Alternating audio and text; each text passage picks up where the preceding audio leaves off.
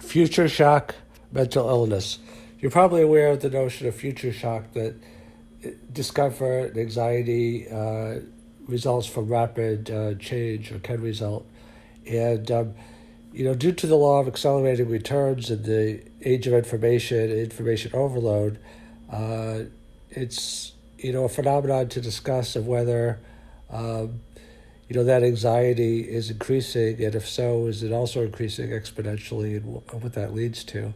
So there's a lot of studies that show that more youth are experiencing anxiety and depression as a result of social media, cell phones, just growing up digital, bullying, and a lot of things like that.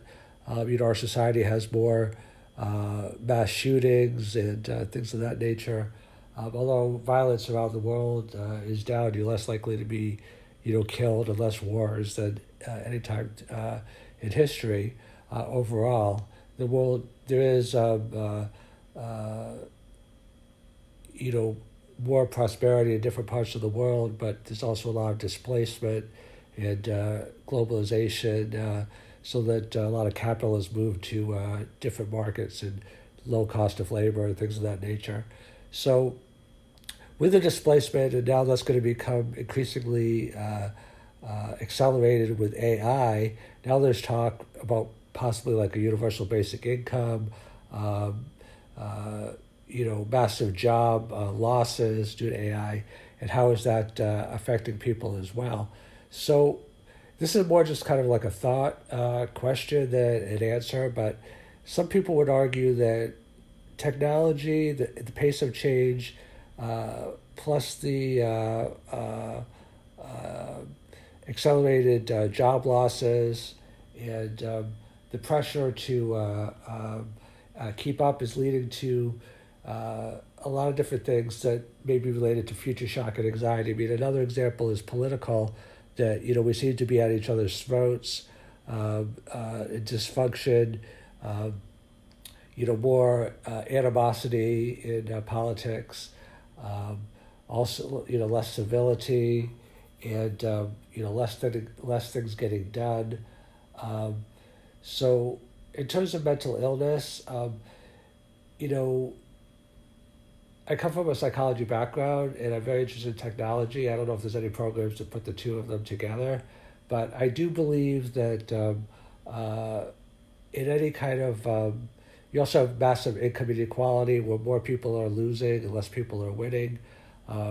So when you put all these factors together that I've been talking about in this podcast, it does put huge pressures on people to be able to keep up successfully with the rate of change. Like they say, this is the first generation where people are afraid that they may not do as well as their parents. So I think anxiety is just baked into that. And then when you take that anxiety, there's a couple different ways you could go. One is that you could just, it could be very motivating to try to learn more, to try to keep up. So it could be kind of like an accelerant of actually becoming, more functional and, learning more, like, the emphasis on continual learning in life. But it could also, like, if you feel for whatever reason that you can't keep up, don't want to keep up, or that it's impossible to keep up, then it can lead to anxiety that's overwhelming. And one symptom of anxiety that's overwhelming is mental health issues or problems, including depression, personality disorders, other mental health issues. So I think mental health could definitely, it doesn't have to be the result of technological acceleration, because people respond to challenge in different ways. But I think as the challenge gets greater and greater and greater, it'll be harder to, because they say challenge and opportunity is two sides of the same coin. Human beings, just based upon our evolution over time, are made to be adaptable, but there's also certain parameters, certain limits. Like, as the change gets greater and greater and greater, a smaller percentage of people could use that change as an opportunity to profit from, just because of the limits of our ability to to deal with change. Like there's always some limits because apparently, because like the dinosaurs, for example, they ruled the earth, but they couldn't deal with the rapid change of the climate due to the comet that came and wiped out a lot of species, including the dinosaurs. So just like there's a habitable zone, we can't live as humans if it's too warm, if it's too cold, if there's too much gravity or too little, too much pressure. So we have to live in what's called the Goldilocks zone.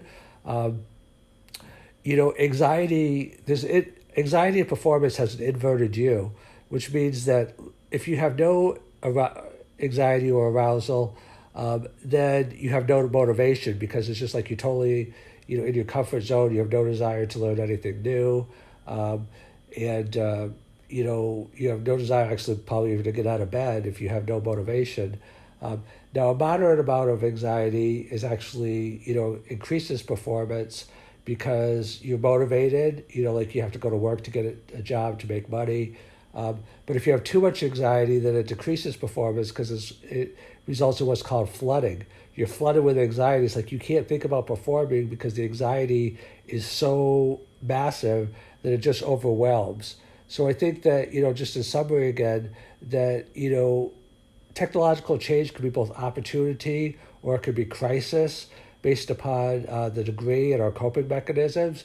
And as it becomes, if the law of accelerating returns holds and the rate of change just keeps on growing exponentially, then it is possible that the amount of humans and our ability to keep up with it and cope will keep diminishing.